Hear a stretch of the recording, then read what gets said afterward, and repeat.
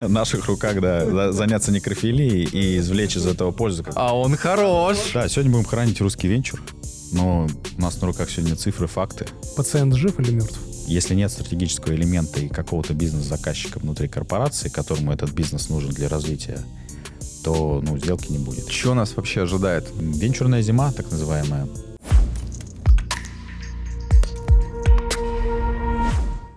Всем привет, это Angel Talks, подкаст про венчурные инвестиции, технологии и что-то там еще вообще все около этого.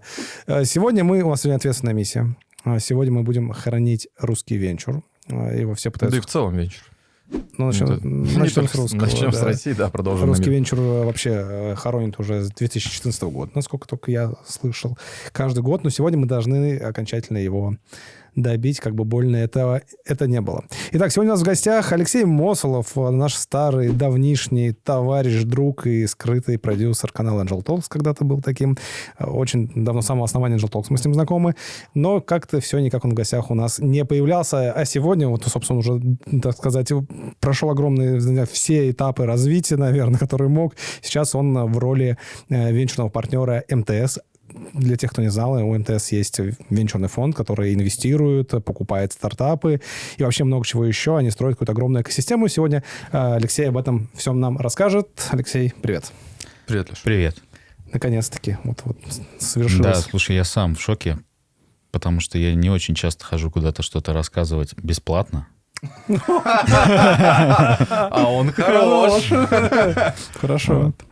Да, сегодня будем хранить русский венчур. Как ни странно, его давно хоронят, но у нас на руках сегодня цифры, факты. Обсудим, что с этим делать. Ты, кстати, ты единственный пришел с цифрами, фактами вообще, по-моему, за все наше время. Подготовился к презентации. Слушай, как-то странно так пространно рассуждать о такой важной вещи, как смерть экзистенциальной. Поэтому сегодня поговорим про то, что может изменить эту смерть и как бы реинкарнировать русский венчур, что происходит сегодня.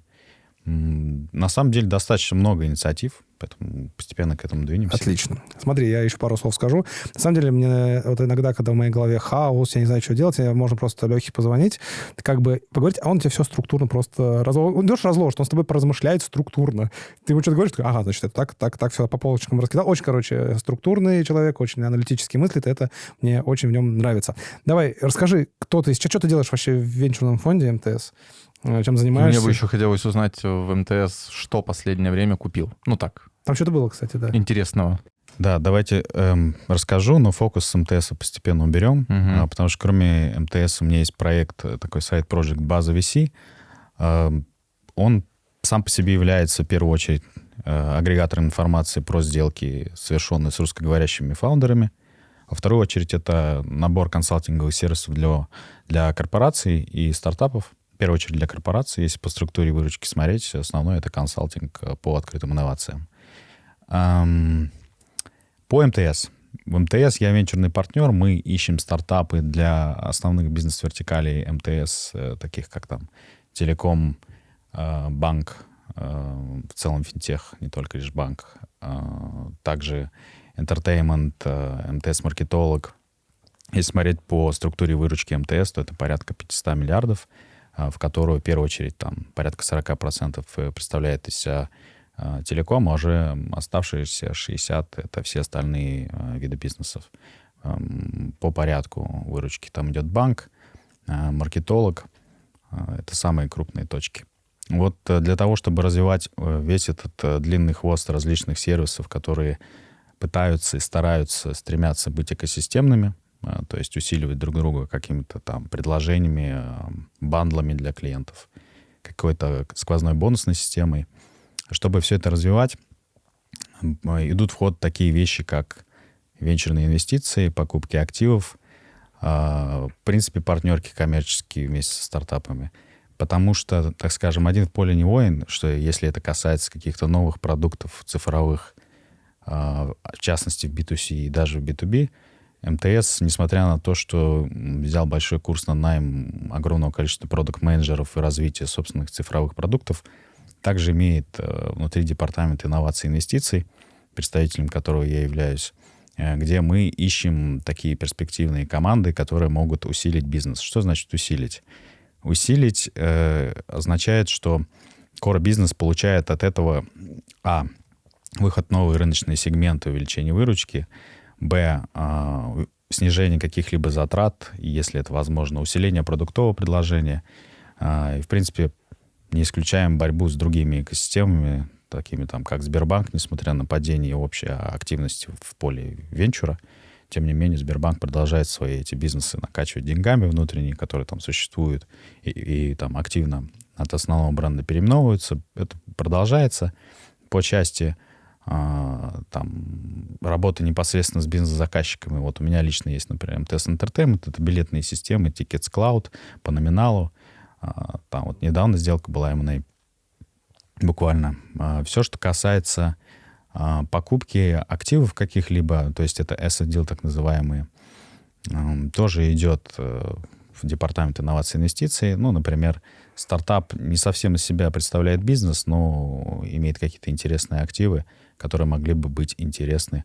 Например, рекомендательная система сама по себе работает, бизнеса там нету, выручки нету, но система нужна для того, чтобы на базе пользователей МТС, например, увеличить конверсию по продаже билетов. То есть технологию забирают? Технологии. Можно купить, да, интеллектуальную собственность, оценивать не как бизнес, а непосредственно какие-то кусочки. Также существует экви-хайринг, когда мы нанимаем команды с эксклюзивным каким-то опытом, которого там на рынке обычным наймом не сыщешь, условно.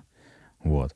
Такие вещи — это в дополнение к классическому корпоративному венчуру. Классический — это не финансовый венчур, это в первую очередь стратегический, который на одном стуле у нас есть бизнес, который нужно усилить, и есть какое-то партнерство, которое нужно усилить миноритарной сделкой, поставить ногу в дверь, чтобы не пришел Сбер и не помешал этому прекрасному партнерству, раз.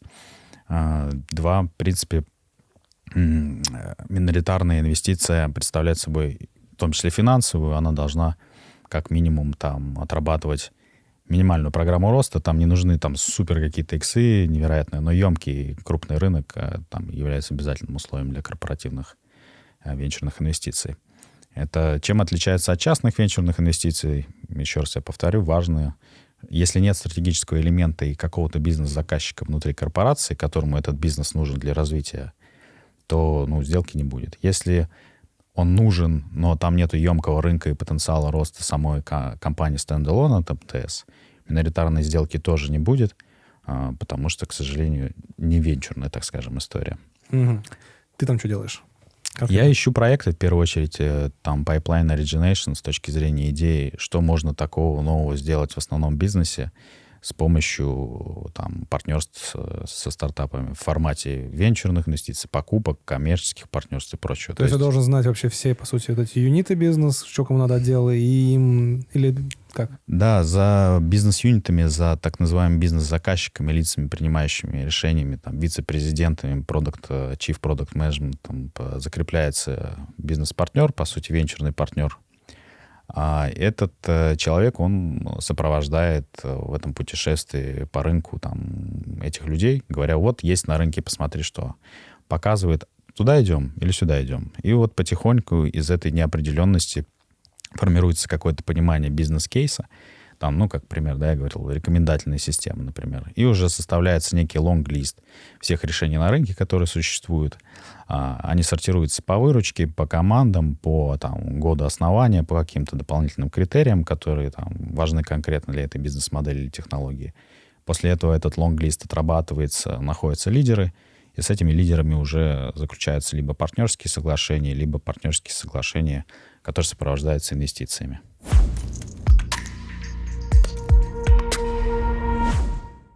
Дорогие друзья, хочется еще вас всех пригласить 24 ноября на премию, которую проводит наш друг Александр. Это основатель группы компаний «Армада».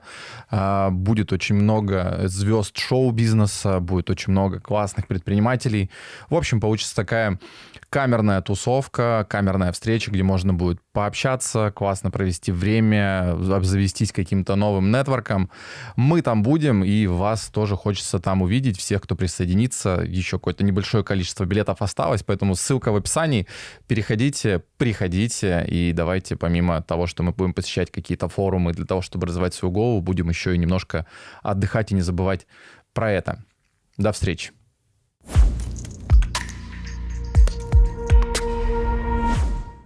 Значит, ты венчурный партнер МТС и база VC. Там у тебя, кстати, по-моему, только с русскоязычными, да, основателями база. Именно так нацелена. Или уже нет, уже давно там... База VC представляет собой пока что еще агрегацию информации с русскоговорящими предпринимателями. Это могут быть бизнесы там, в азиатских странах, где хотя бы один CTO, например, который является фаундером, тоже там, русскоговорящий.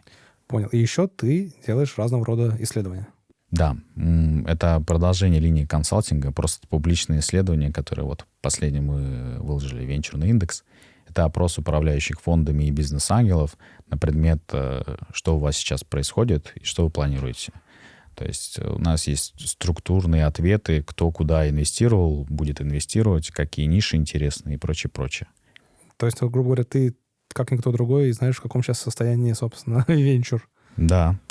Слушай, интересно просто стало, ты сейчас рассказываешь, что у тебя, получается, есть, так скажем, основная работа и дополнительные твои подразделения, или это все у тебя в рамках одной сферы идет?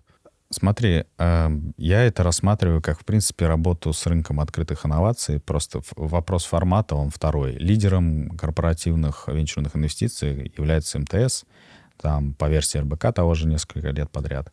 И было бы странно напрямую в прямой коммуникации с МТС не работать с рынком инноваций в каком-то формате, не понимая, что конкретно МТС как стратегу нужно. Я даже больше скажу, даже понимая изнутри, будучи инсайдером корпорации, очень тяжело сказать, что кому конкретно нужно, потому что это не вопрос сформированный уже там некий запрос найди вот это. Нет, это скорее открытость к неким предложениям, которые ты должен выдумать и вот проявить долю креативности, чтобы положить на тарелку и сказать, что это возможность на рынке. Отвечая сейчас на вот этот вопрос про структурирование базы VC, это, в принципе, работа с инновацией. Мы работаем с X5, мы работаем там с МТС, мы работаем с рядом других корпораций по разным линиям. Например, X5 в стартапы не инвестирует, тем не менее, какой-то там бизнес-интеллигенс они заказывают и консалтинг по части инноваций, по части использования Generative AI в ритейле и прочее. Вот такие вещи аналитические мы для них готовим.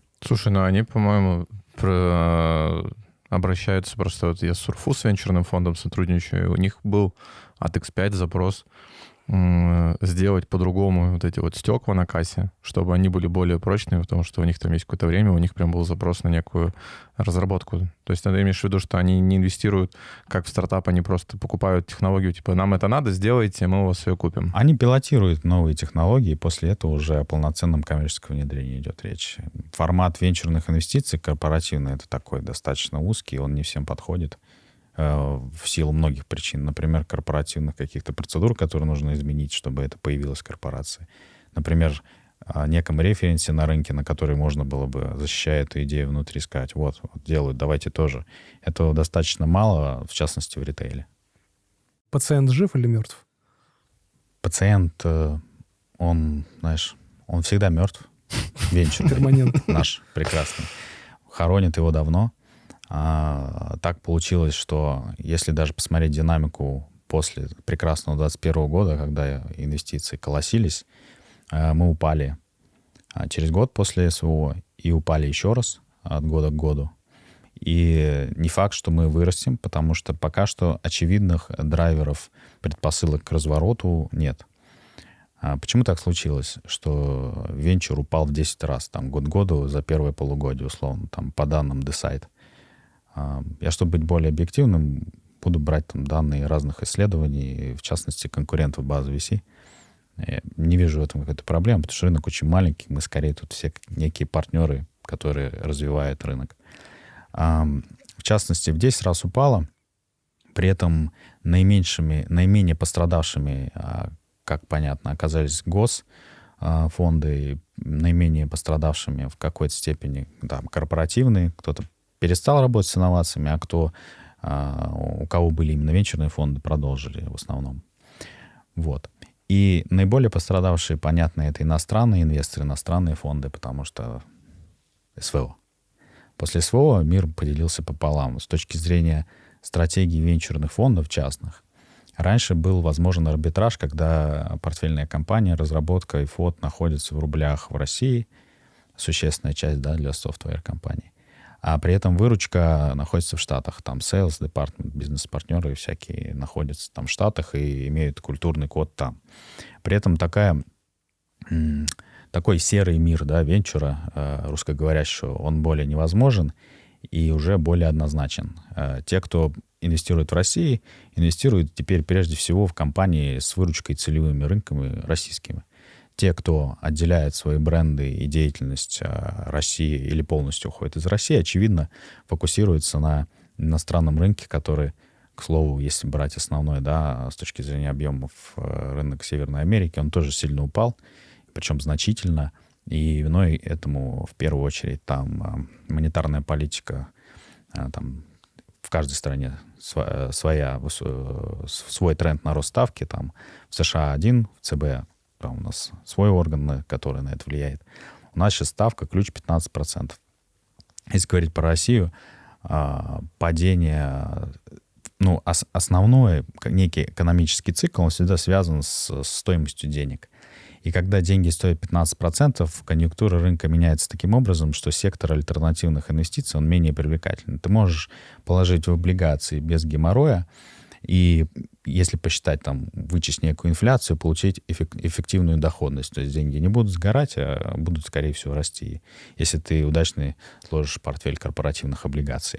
И более того, если фиксированная ставка там, в портфеле инвесторов высокая ставка перераспределяет fixed income активы больше, чем в сектор альтернативных инвестиций, там, private equity и venture capital, то получается, что в какой-либо стране это не происходило, несмотря на всю некую такую сквозную систему экономики, мы приходим к тому, что сектору хуже от того, что ставка растет, нежели лучше. И пока она будет расти, и пока она не в обратную сторону не будет двигаться, мы будем находиться примерно в такой общей конъюнктуре. Чтобы это случилось, понятно, инфляция должна замедлиться. Говоря о стейкхолдере в лице там, российского правительства, нужно, чтобы нефть стоила дорого. При этом она стоила дорого для того, чтобы бюджет был того уровня, чтобы на все проекты хватало. Представим, что там государство тоже какая-то большая корпорация, у которой много всяких инициатив. И пока это будет сохраняться, высокий рубль, высокий доллар и дорогая нефть, и бюджет пополняется, и инициатива выполняется, мы будем видеть, что там наша российская валюта, она не очень сильна. Да, Леш, слушай, все звучит, что венчуру в России капец. Что нас вообще ожидает? У нас какая-то есть позитивная сторона этой медали, или мы просто дальше будем сыпаться до какого-то уровня, так скажем, минимального, и от него уже оттолкнемся? Да, есть несколько потенциальных драйверов. Основным является обилие частных инвесторов и большой объем операций на Мосбирже, несмотря на то, что там и рынок фондовый тоже пытались хранить, да, он показал очень высокую динамику, хорошую. И спрос на риск, пока все растет, он также растет. И мы вот общались с Мосбиржей, они инициируют там проект платформы OTC, Over the Counter, все, что вне биржи, внебиржевые сделки. Это платформа, которая позволит чуть проще совершать сделки, там, конечно, свои требования АО и прочая некая стадийность. Но это сделки, которые частные инвесторы, квалифицированные инвесторы могли бы выйти и инвестировать, условно, в сегмент, близкий к венчуру. Чтобы это совершилось, должна появиться инфраструктура, близкая по простоте к той, которая есть у биржи. Для этого биржа активно там развивает вот этот OTC. При этом, если говорить не про биржу, а про тех, на чьих витринах стоят такие продукты, там про брокеров. Брокеры в лице Альфа-инвестиций прямо сейчас, буквально там в этом полугодии, провели сделку по привлечению денег в Основа-Тек. Это концентраты, производство концентратов, напитков для хорики. И они провели эту сделку, учитывая то, что они ее размещали у себя на витрине, и при этом минимальный чек был там 1000 рублей какие-то. Они собрали раунд супер быстро. Они собирали раунд совместно с бизнес-ангелами «Синдикат», с сообществом, клубом. И прямо сейчас уже собирают другую сделку. Это сервис по аналитике-управлению рекламными кабинетами для продавцов на маркетплейсах. Вот Анабар. И они уже тоже поместили это на витрину Альфа-инвестиций. Прямо сейчас можно зайти в брокер и буквально купить акцию за 7 тысяч рублей и стать миноритарием. Слушай, тут хочется спросить немножко в сторону, наверное, ближе к нашей деятельности, к фондовой. То есть OTC-рынок из тени начинает выходить в такой масс-адопшн, где уже розничный инвестор может заходить в сделки. На это есть динамика развития? Да, динамика есть, потому что спрос рождает предложение. Появился спрос на риск у частных вот этих инвесторов. Частный инвестор — это люди, так скажем, в основном без квалификации по оценке венчурных проектов, в основном люди, которые ищут диверсификацию своего портфеля вот в этом сегменте, такие готовы увеличить аллокацию там на какой-то процент. Или просто интересно, а что это такое новое? Ну, эффект новизны никто не отменял для тех инвесторов, которые активны. А я повторюсь, там 80% операций там были по акциям совершены частными лицами на бирже в сентябре. Это там какие-то невероятные цифры, и, по сути, все ценообразование сейчас определяется поведением частных инвесторов. И пока все растет, привлекательность альтернативных инвестиций какая-то существует, ну, возможность выхода их в этот сегмент. Пока еще, сколько я себя помню, мы много и часто обсуждали, что частный инвестор — это вот большой кусок пирога, до которого никто не может дотянуться. И чтобы до него дотянуться наконец-то, учитывая, что мы должны оттолкнуться от дна, нужно построить инфраструктуру. Эта инфраструктура появляется в лице даже стартапов, проектов, например, Rounds. Это крауд-инвестинговая платформа, в принципе, инвестиционная платформа, которая позволяет через свою инфраструктуру буквально онлайн инвестировать в АО. Это проблема, да, и ограничение рынка, и некий вызов для регулятора сделать так, чтобы не только лишь в АО можно было легко инвестировать онлайн, без там нотариусов и прочих походов там в офлайне. При этом, если такая возможность появится в ООО, и стартапам не нужно будет нести какие-то расходы на структурирование сделки и реструктурирование ООО в АО, то все упростится. И пока все постепенно будет упрощаться, а спрос будет сохраняться со стороны частных инвесторов на такие рискованные активы, все сложится.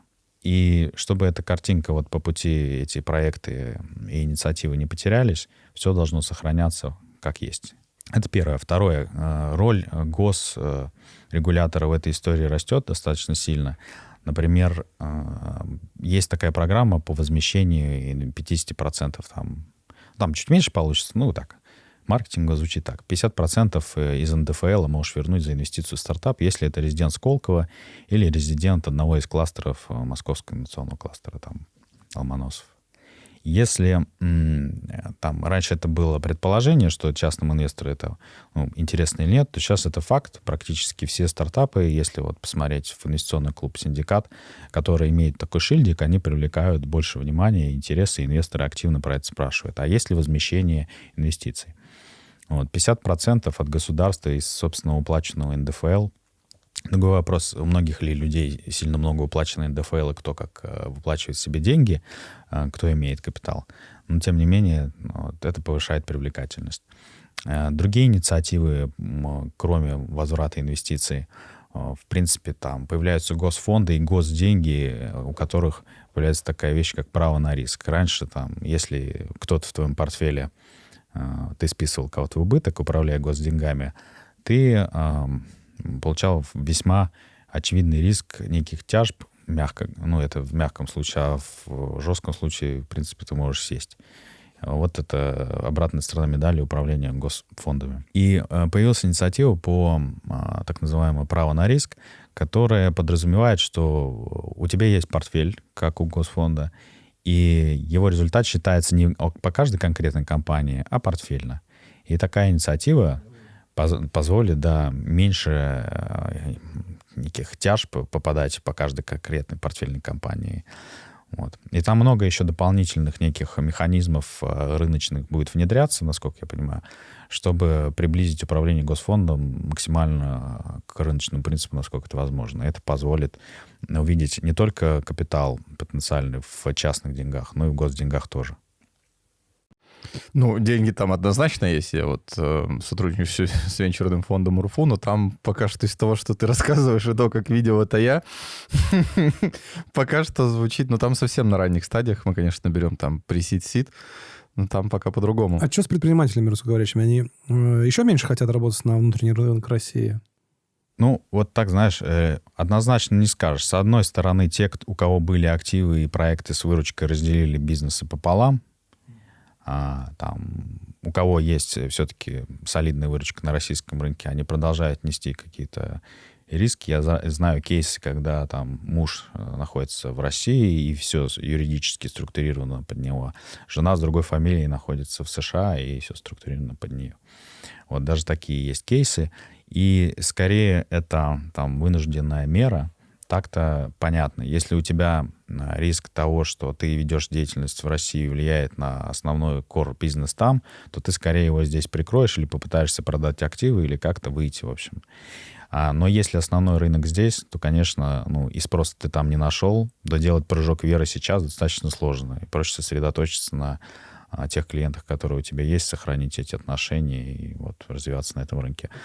То, что сейчас проходили компании для молодых стартаперов, что-то открылись какие-то новые ниши, может быть. Вообще есть желание у них вот эти ниши занимать, у молодых? Ну, тут я бы еще сразу тогда добавил, и есть ли кому занимать, потому что часть фаундеров, кто с головой, кто делал какие-то проекты, они разъехались.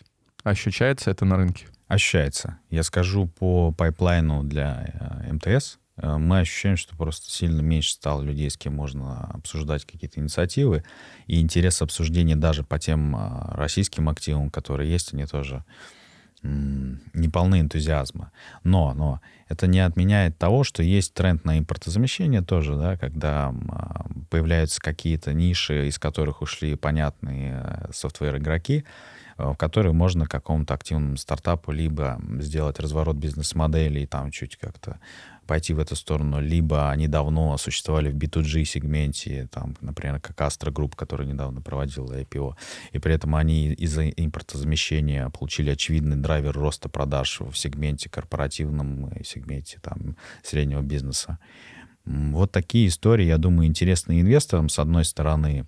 А с другой стороны, создание конкурентоспособного продукта подразумевает, что есть конкурентная среда. И если мы говорим про создание некого решения, которое что-то импортозаместит из тех игроков, которые десятилетиями строили свои решения, то я бы, наверное, не был здесь так наивен и предполагал, что максимум базовые потребности будут закрыты, софт будет как-то работать, но мы все будем с вами там слегка наплеваться в какие-то определенные моменты, касающиеся какого-то удобства и фичи. Но базовые вещи, связанные, я думаю, с такими потребностями, как безопасность, там, кибербезопасность, будут закрыты буквально в ближайший год. Слушай, слышал новость, вернее, читал недавно новость о том, что в России начнут делать станки по производству процессоров на какой-то технологии, более-менее уже вменяемой, например. Не слышал? Не слышал. Я знаю, что все, что касается производства, да, неких активов, которые присутствуют в нашем физическом мире, это касается партнерства с Китаем в основном. И тут должно быть определенное плечо в виде инфраструктуры, в виде людей, занимающихся активно этим производством, рынок, который позволяет оптимально по себестоимости цены себе получать. Если мы что-то будем сейчас строить с нуля, нам нужен ответ на вопрос, как это будет, сколько будет капекса залито государством, кем, кто, частных денег, конкретных частных лиц не хватает. Сплотить некий, да, там, союз можно, но вопрос реализации этих инициатив разрозненных очень, мне кажется, очень, очень жидкая тема. Понятно. А что с зарубежными инвесторами? Они вообще хоть чуть-чуть кто-то из них смотрит на российский рынок? Китайский, может, смотрят, ребят. Я бы сказал, что вот этот переток, да, в основном программистов, фрилансеров и тех, кто может позволить себе работать удаленно, в частности, там, каких-то софтвер-предпринимателей по разным дружественным странам в виде там Казахстана и прочих, Армении, он не привел к тому, что там появилась куча инвесторов, которые активно в этих локациях инвестируют. Да, там есть рост, да, этот рост и внутренней экономики и прочее сопровождается тем, что приехали русскоговорящие с капиталом, но, тем не менее, это не родило новый какой-то класс инвесторов. Это просто закономерная, последовательная вещь. Я думаю, что сейчас после яркого появления, ну и этого явления, существование его будет снижаться постепенно. Слушай, у меня здесь еще один вопрос. Может быть, у Леши на него есть ответ из разряда. А нет ли сейчас динамики в сторону того, что корпорации забирают на себя то, что изначально, грубо говоря, когда-то создавали стартапы? Ну, то есть, если раньше мог, условно, я придумать идею нового, там, не знаю, Trello, пойти его реализовывать и взять под это деньги, то сейчас по причине того, что, там уехали мозги, инвесторов стало меньше, корпорации сидят такие, освободилась ниша, заберем. И, соответственно, несколько крупных игроков, которые на рынке есть, берут, просто пилят конкретный софт и выпускают его на рынке, потому что у них есть ресурсы это создать. А уже стартаперам остается идти в эти компании и работать. Ну, я бы так сказал. Чем стартап отличается от некой внутренней корпоративной инициативы, даже в самой гибкой корпорации, казалось бы? Тем, что он абсолютно свободен в принимаемых решениях, в том, какую политику конфиденциальности ему написать, какой нейминг выбрать и так далее и тому подобное. И эти решения принимаются там оперативно и быстро. Аналогичные решения в корпорациях, даже в новых командных группах, принимаются сильно дольше. Они ограничены некими регламентами, процедурами и прочим. Это не позволяет на уровне базовой идеи стартапа, который должен меняться быстро менять бизнес-модель, итерационно подходить к процессу, там, вот эту некую неопределенность превращать в конкретный продукт, она просто не располагает к появлению таких продуктов оперативно.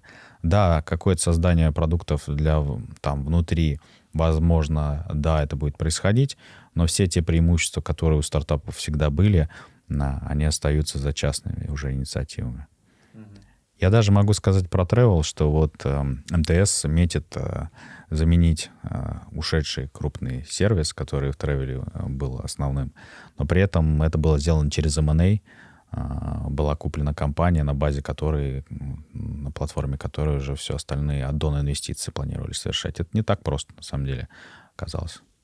Сколько у нас уже есть? 4, сколько? 5 основных корпораций, которые этим занимаются. Что там? МТС, Сбербанк, Яндекс, Mail, может быть, чуть. Ну, Booking просто освободил очень емкий кусок рынка, и все захотели за этот лакомый кусочек побороться.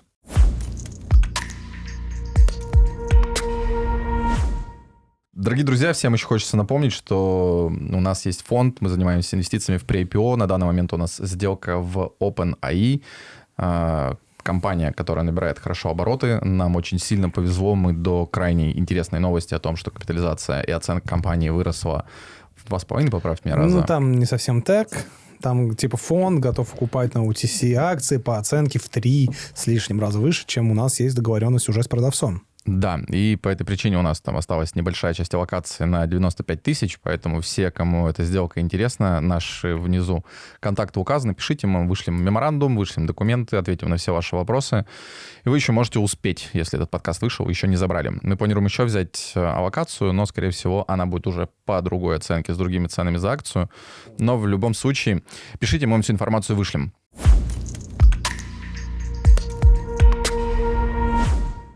Раз уж мы, затронули сейчас как раз рекламную интеграцию IPO, что сейчас на российском рынке с этим происходит? Да когда уже будет сезон на IPO-шек? И будет ли? Можно сказать, что он уже начался, потому что была одна софтварная компания, одна ритейл-компания. Софтварная — это Astra Group, это продажа Linux и всех комплементарных сервисов B2G, B2 Enterprise и, в принципе, B2B. Основным драйвером их роста стало импортозамещение, про которое мы сегодня уже говорили. А в случае ритейла это у нас Henderson, продажа. Серьезно? Henderson IPO проводит? Один из моих любимых магазинов. Провели уже, да. Провели? Слушай, а скажи вот сразу интересно, такая же история на российском рынке присутствует, вот как у нас? То есть до момента выхода на IPO вот этот OTC-рынок, выкуп у сотрудников или еще что-то развито? Эта история на территории России? Или она как бы так? Ну, я бы сказал, свободная ниша. Вполне вероятно, что есть какое-то количество сотрудников с опционами, возможно, не с фантомными акциями, а вполне конкретными. И даже, более скажу, российский рынок в этом плане достаточно открыт с точки зрения присутствия в ООО физлиц. Можно там посмотреть конкретную компанию и предположить, что вот эти супер миноритарии либо там ранние инвесторы, либо сотрудники. Это если говорить про стартапы, не про корпорации. Корпорациях скорее распространено, ну, в крупных, я имею в виду, уже компаниям по меркам России, уже скорее фантомные некие механизмы. Например, что ты имеешь в виду под фантомными? Под фантомными, ну, имеется в виду, что не прямое получение акций, а некие механизмы, которые там, ну, знаешь, выплачивают тебе в размере некой капитализации, еще в размере успеха, KPI, выполнения KPI. Разные программы премирования я сейчас под этим подразумеваю. Есть разные практики. Про IPO еще хотел сказать мысль, что если сейчас вот эти IPO по Astra Group там, и даже там по ритейлу и прочие, которые ожидаются по заявлению Мосбиржи, там в пайплайне еще очень много компаний, которые активно готовы привлекать и сейчас деньги. Если гайденсы, то есть планы и обещания будут выполнены, которые заявляются на пресс-релизах и в материалах для IPO, то, в принципе, у нас появится ориентир и как некая стратегия для выхода для частных венчурных фондов, и даже, не побоюсь этого слова, корпоративных. Мы тоже продаем активы, там вот Prime Test, говоря, внутри группы, например. Или если он не профильный, то в рынок. И если такие оценки сформируются, и у нас будет механизм больше, чем лишь применить 50% дисконт к иностранным каким-то активам, то это будет тоже драйвером рынка. В принципе, будет понимание, куда двигаться частному инвестору, который вложился в стартап. Ну, IPO же, наверное, в России существенно реже сейчас. Сколько компаний там в год так вот приблизительно выходит? Это же такая очень редкая история. 3 или 4, по-моему, за этот год. Я вот точно не помню. Я помню, за это полугодие точно вот 2 ярких размещения было. Ну, то есть такая больше точечная история, которая вот она... Да, скорее пока точечная история. Но Мосбиржа нам обещает, что все будет. Хотя есть несколько опасений того, что будет некий скам. Но Мосбиржа внедряет много механизмов, которые не позволяют на этом погореть и не позволяют манипуляции некие совершать. Что я имею в виду? Там есть ограничение, да, некое. 2 планки, по-моему, или даже 1 планка роста, не более 20 за день. Если резко на 20% после IPO вырастает, то торги ставятся на паузу до следующего периода торгов. В общем, там не будет таких неких невообразимых графиков на выходе на IPO. Все зарегулировано так, чтобы пострадало как можно меньше количество людей. При этом оценки при размещении формируются, в принципе, из EBITDA, из кэшфлоу. Они более-менее близкие к аналогам на рынке, к иностранным аналогам, разным методам, мультипликаторы, брокеры, особенно которые так называемых хайнетов обслуживают, все обсчитывают, там близкие к рыночным оценке. Может быть, не самый прям супер привлекательный, если по ЕНП смотреть по доходности в годовых, но тем не менее. Хорошо. Что в мире происходит? У нас, окей, вроде как барахтается еще что-то. Как в мире? Мир тоже упало все сейчас? Да. Венчурная зима, так называемая. В принципе, как я говорил, монетарная политика управляет привлекательностью сектора альтернативных инвестиций, и пока есть альтернативы более привлекательные, чем вложиться в какой-то спорный стартап, они будут доминировать с точки зрения при IPO, например. Да. При IPO уже более крепкая история, чем там seed стартап или даже Series A чаще, потому что там больше понятных величин для измерения постмортем, да, там постфактум, что-то, какие-то метрики, финансы, выручка, какая-то динамика, что себе позволяет, что не позволяет менеджмент. Какие-то вещи, от которых может обычный финансовый инвестор оттолкнуться, не стратегический.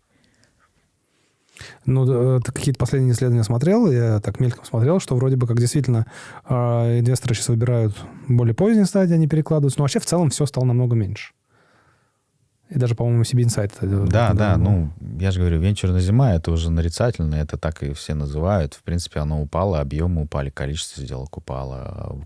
Единорогов, естественно, стало меньше, потому что мультипликатор поменялся, да, по пороговому осечению, вот этому виртуальному некому, компании стало меньше. Ну, А что по ощущениям, когда все уже немножко оживет, когда эта весна начнется? Только хотел спросить, да.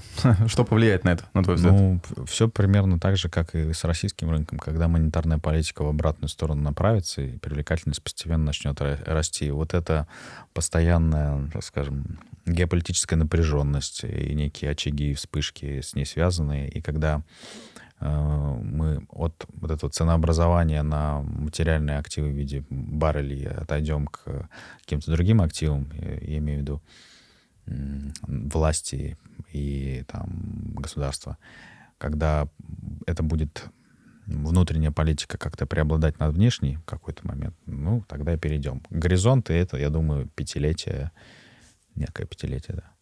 А что ты вкладываешь в термин монетарная политика? Монетарная политика — управление ставкой в первую очередь, доп. Эмиссия денег в вторую очередь, денежной массы.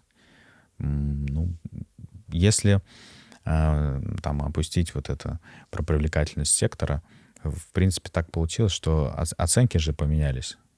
И на уровне этих оценок не всегда происходят сделки. Там, может быть, с этой оценкой не согласен фаундер, потому что буквально в 2021 году ему предлагали в 10 раз больше.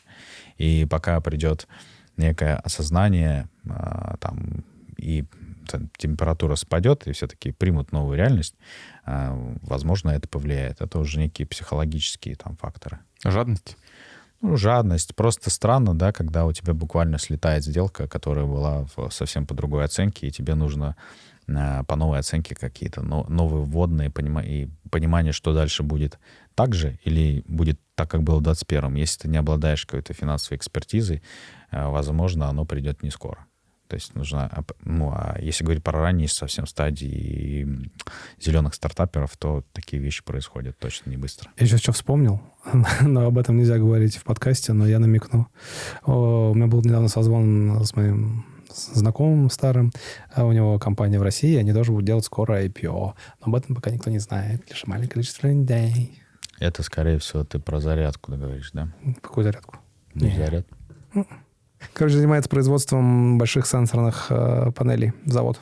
Ну, это скучно. Ты знаешь, там такая история, что если ты выходишь на IPO, у тебя должен быть прикольный продукт для розничного инвестора, понятный. Прям вот это хорошо полетит. Как все во вкус войдут, когда будут входить более-менее такие вот понятные истории. Когда Хендерсон уходит, ты прямо понимаешь, да? Там Ну, как вот частный магазин, инвестор, буквально вот ты видишь его. Там Astra Linux, ну, как бы операционная система, ты еще что-то понимаешь. А как только начинаются какие-то панели, сложные производства, и там, знаешь, так интерес будет весьма небольшим. Поэтому вот на общем тренде IPO Но это ты говоришь про интерес розницы. Розницу, да. Потому что розница... Ну, на IPO розницу покупает, кто же еще покупает. Да, потому что розница понятнее. Да, Леш, давай пройдемся по твоему исследованию. На самом деле мы с тобой хотели сделать давно в нашем ТГ-канале фонда некий аудиострим по поводу того, только вышло исследование, но так не сложилось. Давай сейчас попробуем наверстать и поговорить про исследования. Во-первых, ты там со всеми поговорил, что они говорят? Какие-то есть причины, роста, что они, куда они инвестируют, как хотят инвестировать? Да, смотрите, исследование «Венчурный индекс» мы опрашиваем управляющих фондами и бизнес-ангелов. Всех, кто в стартапы так или иначе инвестирует. Мы им примерно там 20 вопросов задали. Это у нас на сайте в публичном доступе лежит. Ссылка в описании. Да. У нас есть там буквально 5 разделов: цель, портрет инвестора, инвестиционная активность, стратегия, события, меры поддержки. Из интересного, я вот что мне показалось некими аномалиями, фонды говорили о том, что не поднимают сейчас новые деньги, и при этом в других вопросах указывали, что собираются повысить свою инвестиционную активность. Как бы у меня два предположения. Либо это все evergreen фонды, что странно и вряд ли. Либо венчурная сказка, да? Либо это венчурная сказка и некая там, знаете... Хотелось бы, чтобы так было, да, нежели реальный план. Ну, вот у нас есть часть вопросов, которые связаны непосредственно с тем, что случилось, что вы сделали и куда вы вкладывались. Можем начать с них. Давай. Из интересного, большинство, вот, кто проходил опрос, у нас инвестируют в Seed и Series A, как неудивительно, банально. При этом ангелы больше все-таки сид-пресид их склоняют, что тоже довольно закономерно, как мне кажется. Средние чеки тут распределились порядка там 500 тысяч, что тоже давно примерно является бенчмарком на рынке. У ангела средний чек там 50, скорее, тысяч. Поэтому мы видим синдикаты ангелов на рынке, достаточно большое количество. А объемы средние 10-50 миллионов фондов. Я тут, кстати, наверное, некую ремарку скажу. Возможно, не все слушатели знают, как устроены венчурные фонды. Венчурные фонды в основном же не деньги на счетах хранят, потому что если бы они хранили деньги на счетах, им пришлось бы думать, куда эти деньги деть, пока они лежат в стартапах, как минимум, да, чтобы они давали доходность, как минимум, ОФЗ, как максимум, там, какой-нибудь S&P. Поэтому деньги в фондах хранятся в неких коммитах, и эти коммиты превращаются уже непосредственно в деньги в момент инвестиций в компанию. То есть по запросу на некие обещания юридические. Да, так называемый случается после этих обещаний capital call, когда находится стартап, и в этот стартап аллоцируются деньги. И вот в России так получилось, что фондами называют, в принципе, управляющие структуры, хотя управляющие компании, венчур-фирм, так называемые, это не то же самое, что венчур-фонд. В одной венчур-фирме может быть там 2 фонда, 3, сколько угодно, и тем не менее, я тут добавлю, что для нормального существования венчур-фирм тебе нужно постоянно фандрейзить фонды там раз в 4 года примерно, для того, чтобы в жизненный цикл фонда укладывать свою деятельность. Потому что управляющие зарабатывают комиссии за управление и кэри за успех инвестиций. Вот. По фазам фондов. В основном все фонды, которые проходили там порядка 50%, находятся в инвестиционной фазе. Всего фонд существует порядка 8 лет. Примерно половина из этих лет — это инвестиционная фаза, когда он вкладывает в стартапы. Оставшаяся часть как раз постинвестиционная и закрытие фонда.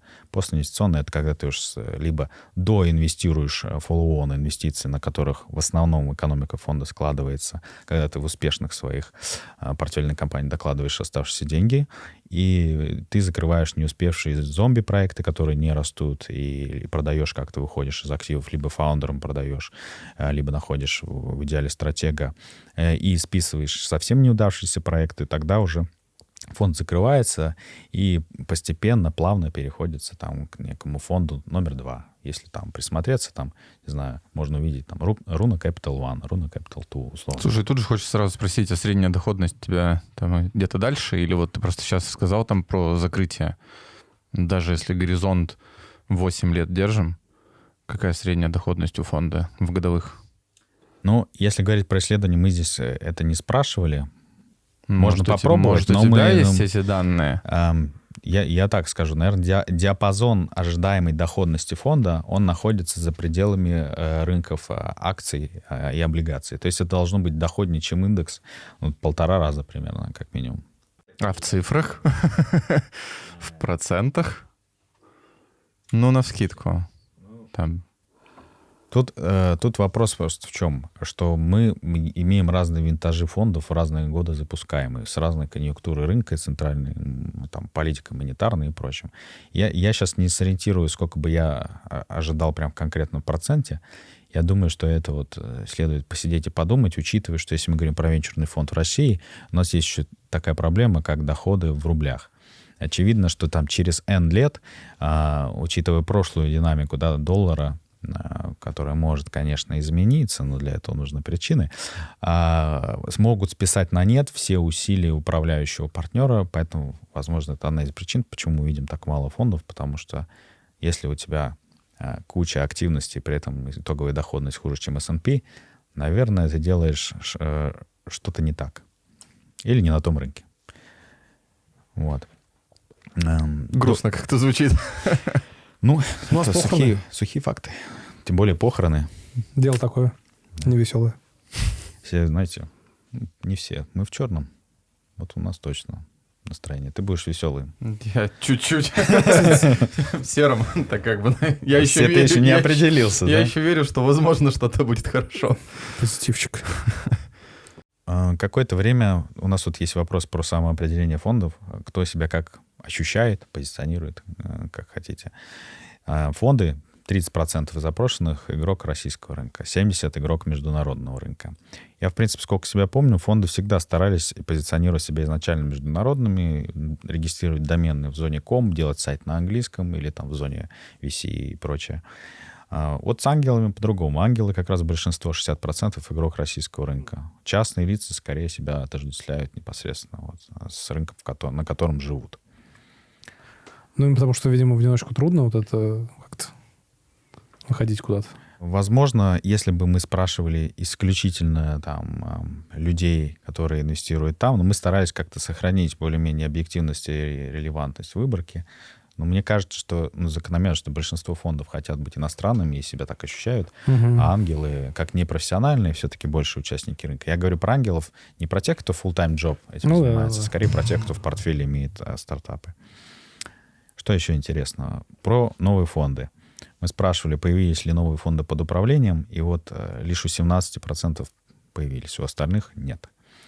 Про интерес зарубежных стартапов. Вот это проблема, да, что кажется, что фаундерам сложно за рубежом сейчас, а инвесторам, как оказалось, еще сложнее. Прохождение комплайенса очень сложное, нахождение в капитале компании там усложняет вход другим каким-то бенефициарам потенциальным, которые могли бы тоже уложиться. Поэтому все, какие-то транзакции стали намного сложнее проводиться с деньгами отсюда.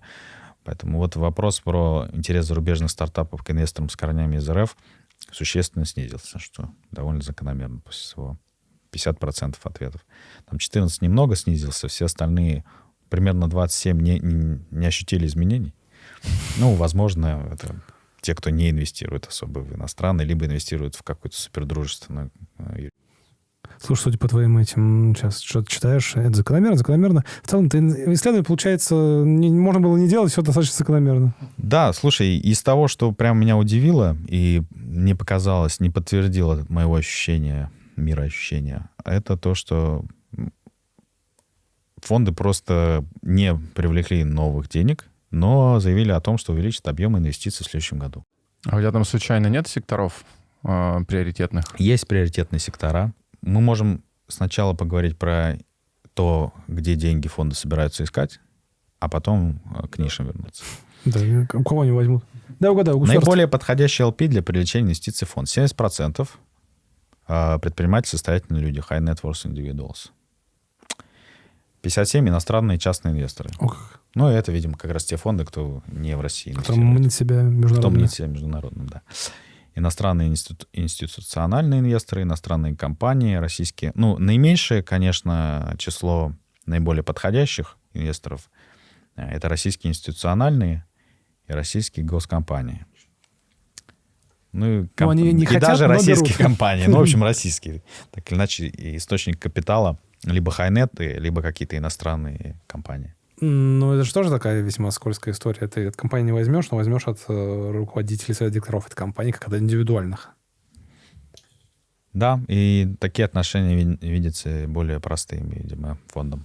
Про эффективные источники пайплайна, кстати, интересный вопрос. Где проекты искать фонды больше всего любят? Рекомендации других VC. Самый вот такой активный источник. Рекомендации фаундеров портфельных компаний. Других VC ты имеешь в виду тех, кто уже занес в эти компании? Ну, например, без разницы? возможно, какой-то знакомый VC, который в диптех инвестирует, говорит, не моя тема, вот, кажется, твоя про ритейл, забери. Рекомендации фаундеру портфельных компаний. Ну, особенно, я думаю, если фаундер какую-то хорошую портфельную компанию представляет, то хорошую в портфеле уже, то это хороший такой лайфхак даже для других предпринимателей, кто ищет сейчас инвестиции, зайти вот через фаундеров хороших уже, которые привлекли кого-то, да? Да, поэтому в какой-то мере это такое руководство к действию, если вчитаться в исследование, это не просто никакие результаты, как каких-то, сколько кто ответил, а как конкретно нужно подходить к процессу и стратегии фандрейза. Входящее обращение от стартапов тоже, но, как ни странно, в топ-3 попало. Хотя вот по моей памяти этот источник мало кто выделяет приоритетным. Клубы и сообщества. Сейчас вот активное развитие бизнес-ангельских клубов и бизнес-клубов, где некие синдикаты собираются. Сейчас можно заметить, за последние 2 года этот тренд остался. Так, еще интересное. Привлекательные ниши. Вот, мы добрались до любимой некогда темы для СМИ. Наиболее привлекательные ниши SaaS 47%. Смотрите, здесь еще разбивка процентов, она таким образом построена, что ты можешь выбрать несколько вариантов ответов. Это там не только SaaS или только финтех, а вот и то, и то. Наибольшее число 47 SaaS, 38% B2B софт, 33 финтех и еще 33 AI/ML. И вот так вот и получается у нас профиль привлекательного стартапа. Это B2B SaaS стартап в финтехе с AI/ML. Все, можем буквально в GPT загонять. Все, можете буквально завтра создавать и идти по фондам питчить. В общем, инвесторы очень чувствительны к трендам в этом плане. Скорее, не фундаментальные, да, ищут какие-то вещи, а явления горизонтального характера, какие-то технологические. Медтех потом идет, фудтех, киберсекьюрити, эдтех, маркетплейсы, AR, VR. Все еще. Кстати, ждем, да, когда Apple выпустит новый свой продукт, посмотрим, может быть, это изменит рынок. Health-tech, может быть, те, кто голосовали за AR, VR, окажутся правы. Посмотрим. Географический фокус. Ну, тут не хочу, наверное, опять же, повторяться, что в основном фонды планируют в зарубежные инвестировать, а ангелы, наоборот, в Россию. Планы такие. Критерии проектов. Вот наиболее важные качества проектов в среднем по больнице — это растущие показатели, личные качества фаундера, потенциал экзита из проекта, трекшн на целевых рынках, бизнес-опыт команды, конкурентные преимущества продукта, перспективные на глобальном рынке. Пока выделяют, видите, верят. Объем рынка проекта, стадия проекта, отрасль, дивидендный потенциал. Вот, наверное, из нового, да, того, что раньше в меньшей степени выделяли, но дивидендный потенциал не стал доминирующим фактором наиболее важных качеств, несмотря на то, что там активно многие ломы и прочие говорят, что дивиденды. Нет, мое мнение такое, что, скорее всего, мы говорим, имею в виду под дивидендами, способность проекта покрывать затраты в случае неких непредвиденных ситуаций, новых СВО и прочего, чтобы стартап не списать. Операционно, да, мог себя обеспечивать. Вот мы скорее про эти вещи, потому что в любом случае, если тема новая, летящая, то ты хочешь, чтобы она активно развивалась, но просто хотел бы снять риск того, чтобы внезапно инвестицию списать, а не то, чтобы стартап, который буквально год на рынке, тебе дивиденды выплачивал. Ну, это смешно. Инвестировать или не инвестировать? И куда? На твой взгляд, в какие стадии, в какие рынки, фонда может деньги нести? Ну, я бы так сказал. Все негативные события часто влекут за собой и противоположную сторону медали. Например, низкие оценки, плохие для оценки портфеля в моменте, но хороши для того, чтобы куда-то заходить. Потому что в потенциале мы предполагаем, что эти оценки вырастут, скорее всего, просто исторически, если смотреть. И это хороший момент для входа. И много освободившихся ниш. И есть очевидные тренды и заказчики на импортозамещение. Много работы, которую просто нужно делать. Вопрос, что заработок на капитализации, модели капитализации невозможен в текущей конъюнктуре. Ну, окей. И если хочется зарабатывать на капитализации, ну и в других странах и локациях сейчас с этим проблема, в принципе. Инфраструктуры нет, да, удобной, на которой можно быстро как-то реализоваться. Но если есть хорошая такая предпринимательская идея, какая-то некой новизны, даже копиката с развитого рынка какой-то идеи сюда принести, то здесь полно возможностей. Есть очевидные тренды на то, чтобы везде попробовать AI/ML тот же. Понятно, что это платформа зависимая история, что если там новый будет релиз OpenAI и длинный хвост стартапов он убьет, и это очевидные риски, на которые инвесторы идут в поиске новой темы. Но вот все это и здесь интересно. Нет такого, чтобы там венчур все, новые технологии не будем делать, ни в коем случае никакой ML, этих заморские API нам не нужны. Нет, такого нет. Так я не понял, мертв или не мертв? Мертв, но в наших руках... Некрофилы. В наших руках, да, заняться некрофилией и извлечь из этого пользу, как настоящий некромант. Это шикарно, для нарезки прям в начале. Это кто-то выбирал Диабло, некроманта. Да, тот, в принципе, кстати, очень хорошо умел делегировать, у него много всегда было. Команда большая. Это идеальное завершение сегодняшнего подкаста. В наших руках некрофилия. Что, увидимся в новых выпусках? Пока-пока. Подписывайтесь, все ссылки в описании. На Леху тоже подпишитесь куда-нибудь.